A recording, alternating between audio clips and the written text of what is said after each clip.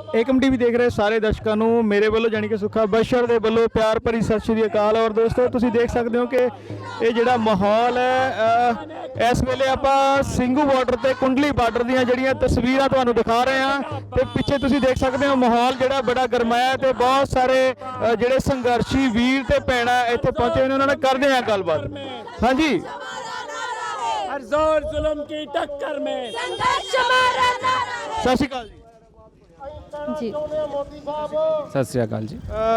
Sir ਤੁਸੀਂ ਇਸ ਸੰਘਰਸ਼ ਦੇ ਵਿੱਚ ਪਹੁੰਚੇ ਹੋ, ਤੁਸੀਂ ਆਪਣਾ ਪੂਰਾ ਫੈਡਰੇਸ਼ਨ ਦਾ ਜਿਹੜਾ ਮਜ਼ਦੂਰ ਸੰਗਠਨ ਦਾ ਤੁਸੀਂ ਇੱਥੇ ਪੂਰਾ ਜਿਹੜਾ ਮੁੱਦਾ ਲੈ ਕੇ ਪਹੁੰਚੇ ਹੋ, ਤੁਸੀਂ ਕੀ ਕਹਿਣਾ ਚਾਹੁੰਦੇ ਹੋ ਸਮੇਂ ਦੀਆਂ ਸਰਕਾਰਾਂ ਨੂੰ? सरकार से हम यही कहना चाहते हैं, वो पहले दिन से ही हमारी बात एकदम स्पष्ट है। हम यही चाहते हैं कि जो 3 काले कानून सरकार ने लाए हैं उसको तुरंत वापस लिया जाए, एमएसपी को कानूनी रूप दिया जाए और जितने भी आरोप लगाए, जितने भी केसेस दर्ज किए हैं इस आंदोलन के दौरान किसानों के ऊपर, उसको तुरंत वापस लिया जाए। आप सर पहले ये बताइए कि आप आए कहाँ से? हम लोग अलग अलग राज्यों से आए हैं, कोई मध्य प्रदेश से हैं, ये कर्नाटक से आए हैं, उड़ीसा से आए हैं, बिहार से आए हैं। तो पूरे देश के अलग अलग राज्यों से किसान अलग समर्थन इस आंदोलन में आए हैं। छात्र नौजवान इस किसानों के आंदोलन में समर्थन देने के लिए आए। अभी जो आपके साथ हैं जो हाथों में जो पुस्तकें पकड़ी हुई हैं और एक अलग सा जो रूप बनाया हुआ है, डफली पकड़ी हुई है, ये क्या सिस्टम है, कैसे माइंड में आया कि ऐसे भी के माध्यम से भी हम आंदोलन को ताकत दे रहे हैं।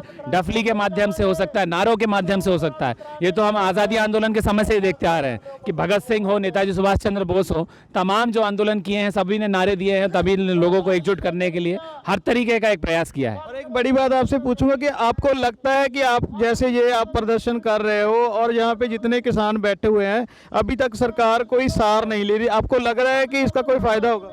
हमको लग रहा है, हमको पूरा भरोसा है, हमको पूरा यकीन है कि हम लड़ाई जीतेंगे और ये सरकार, ये जो गूंगी बहरी सरकार है, ये एक दिन ज़रूर झुकेगी। ये और किसानों से टक्कर लिया है, देश के छात्रों नौजवानों से इन्होंने टक्कर लिया है। ये जितना भी कोशिश कर लें, जितना भी अपना ताकत लगा लें, लेकिन ये कभी ना समझें कि ये जीत सकते हैं। ये लड़ाई हम ही जीत। आप कहना चाहते हो कि आप पीएम से खफा हो? पूरी तरीके से। आज वो जिस तरीके से अंबानी अदानी की जो गोद में बैठे हैं, उन्हीं की दलाली कर रहे हैं, उन्हीं के लिए नीतियां बना रहे हैं, आज पूरा देश उन्होंने बेच दिया है। हर चीज़ जो सरकारी थी आज वो सरकार पूंजीपतियों को दे रही है। तो ये जो सौदा चल रहा है देश का, ये नहीं चलेगा। जो खून पसीने से कम, जो हमारे जो पूर्वजों ने जो मेहनत किया है, हमारे देश का जो किसान है, हमारे देश का जो मजदूर है, जो दिन रात मेहनत करके समाज को निर्माण करता है, देश का निर्माण करता है, आज उसके लिए रोजी रोटी का सामान नहीं है, वो 2 वक्त की रोटी नहीं खा पा रहा है। तो ये हमारे देश की स्थिति है। तो साफ तौर पे जाहिर है कि ये जो प्रधानमंत्री है या आज पूंजीपतियों के ये पूरे तरीके से पॉलिटिकल मैनेजर का काम कर रहा है। और एक बड़ी बात आपसे अभी एक पूछनी चाहूंगा, एक लास्ट क्वेश्चन है कि आप अलग अलग राज्यों से आए हैं आप सभी लोग और 22 में फिर इलेक्शन आ रहे हैं, तो उसके लिए क्या तैयारी है?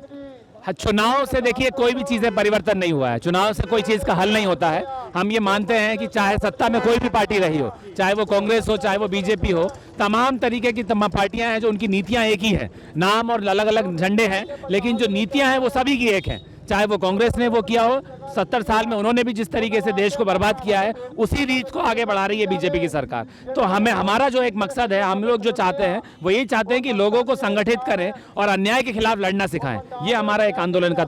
मैं आपके आंदोलन से सहमत हूं, लेकिन आपसे एक बात मैं जो पूछ रहा हूं उसका जवाब कुछ दे नहीं पाए आप। मैं पूछ रहा हूं कि 22 में फिर इलेक्शन आ रहे हैं, 22 में फिर इलेक्शन आ रहे हैं और आप बोल रहे हैं कि ये सरकार कोई भी हो उसकी रणनीतियां यही रहती हैं आपके कहने के मुताबिक। मैं आपसे ये पूछ रहा हूं कि 22 के लिए आपने क्या तैयारी की है? फिर देखिए, जो आप कह रहे हैं कि 22 में फिर से चुनाव आने वाले हैं, तो ये जो आप देख रहे हैं कि पूरे देश भर में अभी जब तक ये बीजेपी गवर्नमेंट है और जिस तरीके की नीतियां लेकर आ रही है उसके खिलाफ में हर छात्र आंदोलन कर रहा है, महिलाएं आंदोलन कर रही है, महिलाओं की बचाने की बात करते हैं, बेटी बचाओ की बात करते हैं, लेकिन आज हर वर्ग हर तबका आंदोलन कर रहा है। तो ये सरकार समझ लें कि अब जनता परिवर्तन चाहती है। परिवर्तन मतलब जनता मजदूर वर्ग का राज चाहती है, मजदूर वर्ग की सरकार बने, इसलिए अब ये आंदोलन के माध्यम से सत्ता को हम लोग निस्तानाबूद करेंगे और एक नया परिवर्तन, नया समाज में कांग्रेस बीजेपी दोनों कुछ नहीं कर पा रही है, दोनों की एक जैसी नीतियां है, तो इस परिवर्तन, व्यवस्था परिवर्तन की ओर जाना पड़ेगा। आपको लग रहा है कि आपकी तरफ से जो मजदूरों का संगठन है उसका कोई कार्यकर्ता जो पॉलिटिशियन में आएगा? बिल्कुल आम जनता जिस तरीके से आंदोलन कर रही है, आंदोलन के माध्यम से ही एक सही राजनीति का जन्म होता है, ये इतिहास गवाह है। भगत सिंह हमारे देश के नेताजी सुभाष चंद्र बोस और भी ऐसे महान क्रांतिकारी रहे हैं जिन्होंने एक सही राजनीति करी थी। तो इस आंदोलन से ही एक जन नेता उभर के आएगा और एक सही राजनीति को हम लोग आगे बढ़ाएंगे। ਔਰ ਦੋਸਤੋ ਤੁਸੀਂ ਦੇਖ ਸਕਦੇ ਹੋ ਕਿ ਪੰਜਾਬ ਦੇ ਨਾਲ ਜਿਹੜੇ ਮੱਧ ਪ੍ਰਦੇਸ਼ ਤੋਂ ਜਾਂ ਬਹੁਤ ਸਾਰੇ ਤਾਮਿਲਨਾਡੂ ਤੋਂ ਬਹੁਤ ਸਾਰੇ ਜਿਹੜੇ ਕਾਰਜਕਰਤਾ ਇੱਥੇ ਪਹੁੰਚੇ ਨੇ ਤੇ ਪੂਰਾ ਦੇਸ਼ ਹੀ ਜਿਹੜਾ ਇਸ ਵੇਲੇ ਸਾਡੇ ਸਮੇਂ ਦੀਆਂ ਸਰਕਾਰਾਂ ਤੋਂ ਦੁਖੀ ਆ। ਤੁਸੀਂ ਇਸੇ ਤਰ੍ਹਾਂ ਜੁੜੇ ਰਹੋ ਏਕਮ ਟੀਵੀ ਦੇ ਨਾਲ। ਮੈਂ ਸੁੱਖਾ ਬਸ਼ਰ ਕੈਮਰਾਮੈਨ ਜੱਗੀ ਡੱਲਾ ਦੇ ਨਾਲ ਤੁਹਾਨੂੰ ਵੱਖ-ਵੱਖ ਅਪਡੇਟਸ ਦਿੰਦਾ ਰਹਾਂਗਾ।